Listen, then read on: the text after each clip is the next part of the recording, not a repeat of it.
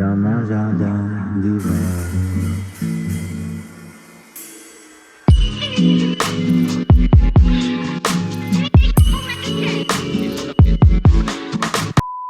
y'all, it's your girl.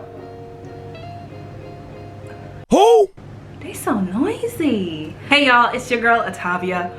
Back here, back everywhere, back in Paris. Yes, yes, bitch. Yeah, oh, sweat. I am back in Paris, in the place that I'm trying to make my permanent home. I am making my permanent home, speak it into existence. I know quite a bit of y'all have been wondering, why in the world did you leave Paris, girl? What have you been doing? Where did you go and why? But that's why I've been gone for a bit. I've been rearranging everything. So I'm gonna tell you guys the whole breakdown, what's going on with me and my life currently, so you guys can keep updated with me. All right, as some of you guys know, this story actually starts in January when I got fired. I got fired being an au pair. I just got fired.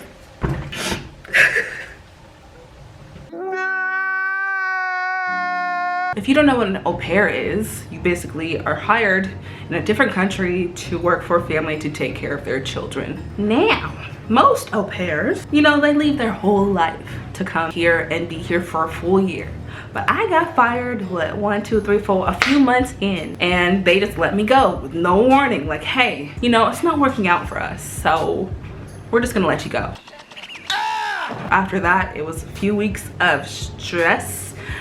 I went job searching, I went apartment searching, I went searching, and more searching. I like scheduled 1,000 meetings for jobs. Had an interview with like an immersion school. That went great. I just finished an interview with a possible nannying job. That went great. Technically, I still have like 2 more interviews tonight. I don't know if I'm gonna make it. I don't know if I want to, because both of the jobs that I interviewed today want me to start. I don't know what I'm gonna do. I might just follow through, because you never know what comes up. After like having a lot of job opportunities and a lot of things fall through, I ended up taking this job and it was gonna work out. Everything was promising. After going job searching and finding a job, I had to find a place to live. And I ain't have no money to find a place to live that I was gonna pay for.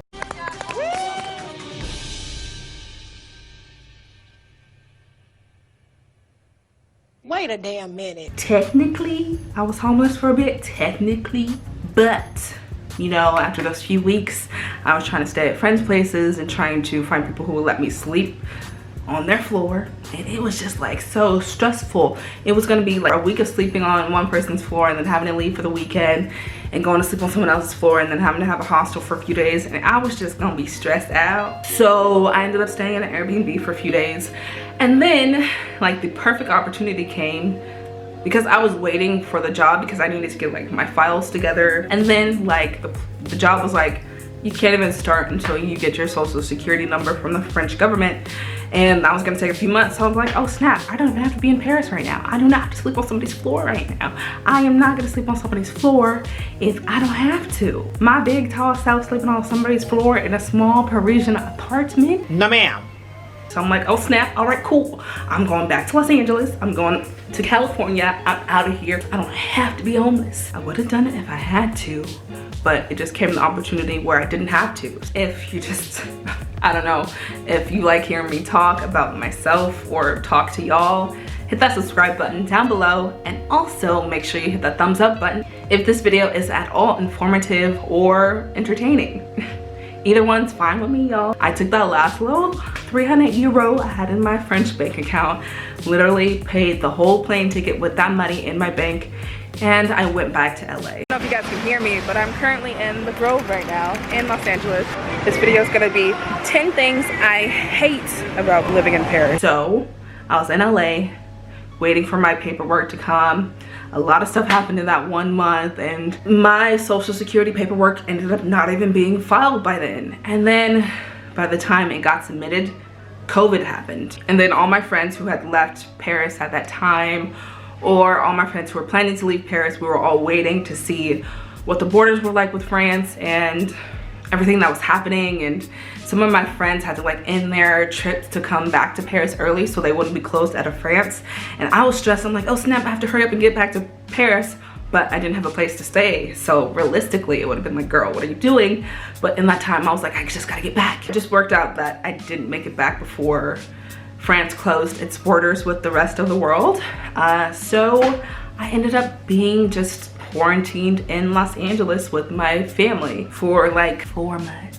Time flies. I flew back to LA in January, the end of January, and I left in June when I barely even planned to stay for 2 weeks.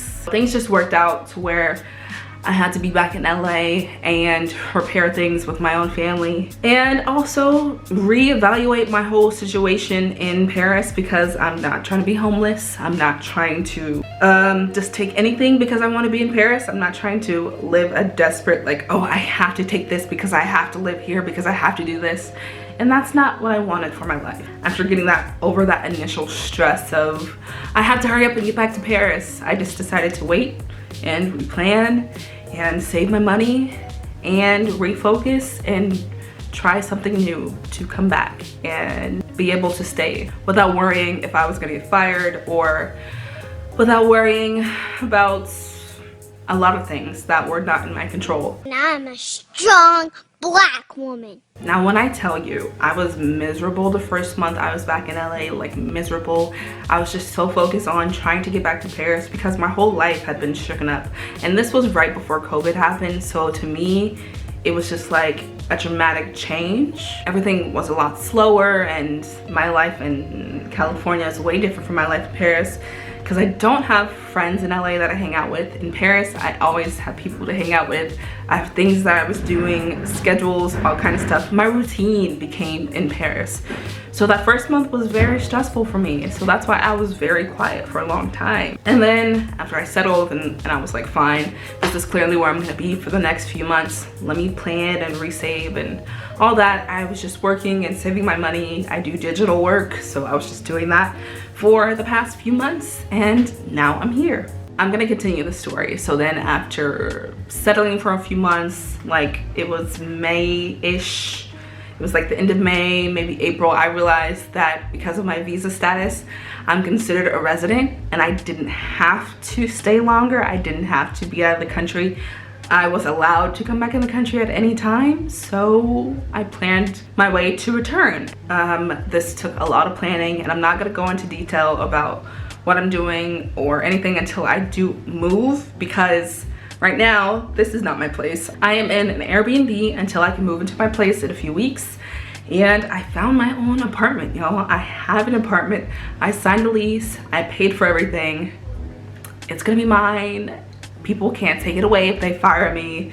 If something happens, it's my own fault, which is like, so yeah, that's my update. I found new work to be able to stay in Paris. I found an apartment and I'm here. So that's what I'm doing right now. I hope this answers any of you guys' questions. I decided to be a good Samaritan and quarantine myself for at least a week.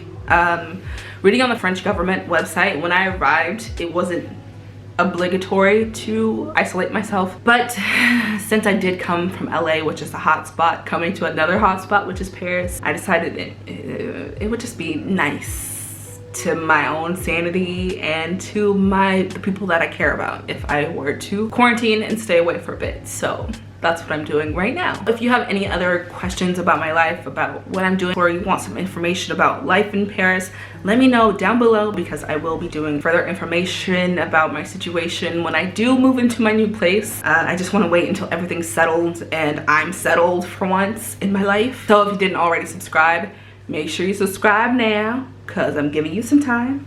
I'll wait. Still waiting. All right, I'll see you guys next time. Bye, y'all.